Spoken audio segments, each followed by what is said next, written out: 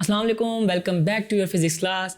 I'm Mirza from tutorial.pk and now we are going to start our new chapter, that is chapter number 8, the thermal properties of matter. हमने अपने last chapter में different properties of matter को देखा. हमने solid, liquid and gas और even plasma की भी बहुत सारी प्रॉपर्टीज़ को देखा. अब हम मैटर की थर्मल प्रॉपर्टीज़ को देखने जा रहे हैं, जिसमें हम देखेंगे कि चेंज इन टेम्परेचर की वजह से किसी भी मैटर पे क्या इफेक्ट होता है, यानी कि हीट का क्या रोल है हमारी डेली लाइफ में. यू नो वेल कि heat is not only use for cooking but also for doing other jobs.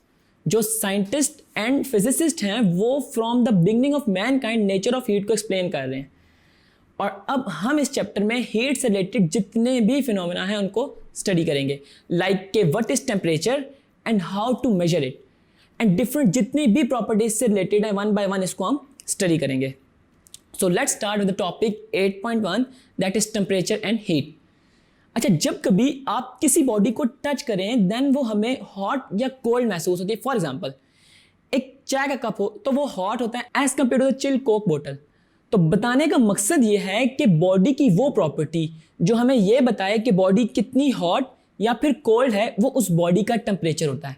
And it is defined as temperature of a body is the degree of hotness and coldness of the body. You know well के humans की 5 basic senses हैं, like ये देख सकते हैं, सुन सकते हैं, smell feel कर सकते हैं, इसके अलावा test and most important is the sense of touch. और आपको इंटरेस्टिंग बात बताऊं तो ये जो सेंस ऑफ टच है इसके ज़रिए हम इजीली जज कर सकते हैं कि कोई भी बॉडी कितनी हॉट या फिर कोल्ड है. लेकिन ये कोई सेफ या फिर रिलायबल मेथड नहीं है किसी भी बॉडी का टेम्परेचर टच करके उसका अंदाज़ा लगाया जाए.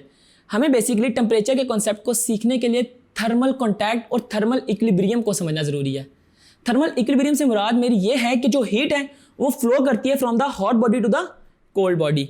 फॉर एग्जांपल आप 2 बॉडीज़ लें डिफरेंट टेम्परेचर्स की और उन दोनों को एक साथ जोड़ें, देन आप ऑब्जर्व करेंगे कि temperature of the hot body false, it loses energy and फिर एनर्जी जो है कोल्ड बॉडी के अंदर एंटर होना शुरू हो जाएगी और उस कोल्ड बॉडी का टेम्परेचर राइज होगा. और ये एनर्जी का ट्रांसफ़र तब तक होता रहेगा कि जब तक दोनों बॉडीज़ का टेम्परेचर सेम ना हो जाए.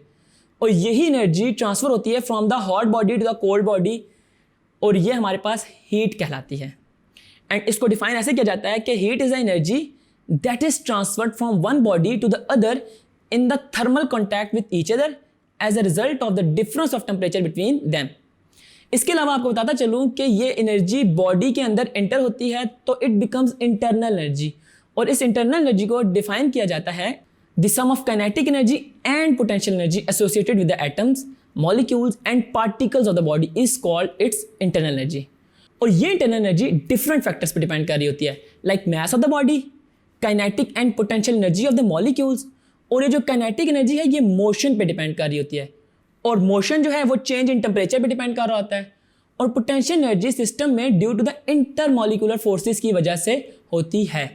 यानी कि टेम्परेचर के चेंज होने से हमारे पास ट्रांसफर ऑफ हीट होती है और ये change in heat thermal properties में एक इंपॉर्टेंट प्रॉपर्टीज़ हैं. अब सवाल ये है कि इस टेम्परेचर को मेजर कैसे किया जाता है. तो इसका आंसर हम अपने आने वाले टॉपिक्स में देखेंगे कि वो कौन सी डिवाइसेस हैं जिनके ज़रिए हम टेम्परेचर को मेजर करते हैं. अभी तक के लिए इस टॉपिक में इतना ही. See you in the next video.